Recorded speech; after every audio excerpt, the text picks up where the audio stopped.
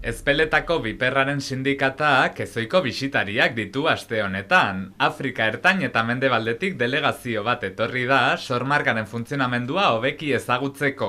Lurraldeari lotu sormarka batzutan dira, horietan berezitasuna, izaiten aldira laborantzako gauzak, bilketa, hemen pixka bat antzia dugu, hori naturan gauzak biltzen aldira ere, eta artisautza. Eta hor bereziki, dugu oiale gile bat, bere arroparekin etorria gainera, heldu dira 5 erresumetatik, Senegal, Guinea, Kamerun, Benin eta Bolikosta. Beraz, handik heldu dira, eta esperantza dugu trukak eta interesgarri bat izanen dela.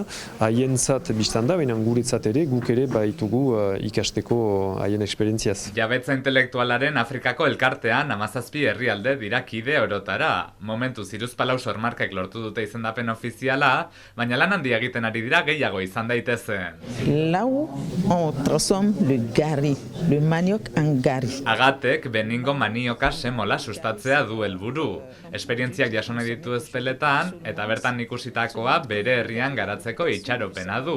Etxean bezala sentitzen da gainera. À l'entrée de l'Espelette, quand j'ai vu les collines, je dis waouh, je suis chez moi. Le cacao rouge, c'est le rouge du cacao, il faut démontrer vraiment de manière précise. Fredek Kamerungo kakao gorria inskribatzeko bidean direla aipatzen du. Haien kasuan, kakaoaren gorritasun bereizgarria teknikoki definitzea falta zaie, eta jatorri izendapenerako lurraldea zehaztea. Ezpeletak arlo horretan egin duen lanak sortzen dio interes handiena. Produktuari balio ematea eta ekoizlain ordainsariak hobetzea du helburu. Une fois à Espelette ici, nous pensons bien apprendre de la gouvernance d'Espelette et la structuration, la communication exactement. Logan aldiz, Ginea Konakritik dator, eta sindikataren gobernantzagiturak eta komunikazioak jo ditu begiz.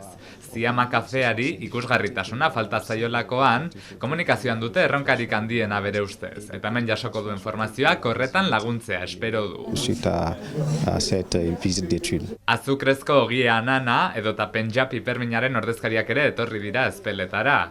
Formazio ez gain, bertako ekoizpena ikusi halko dute, etxaldetara bisitak ere egingo dituzte, eta Euskal Herriko beste sormarkak ere erakutsiko dizkiete.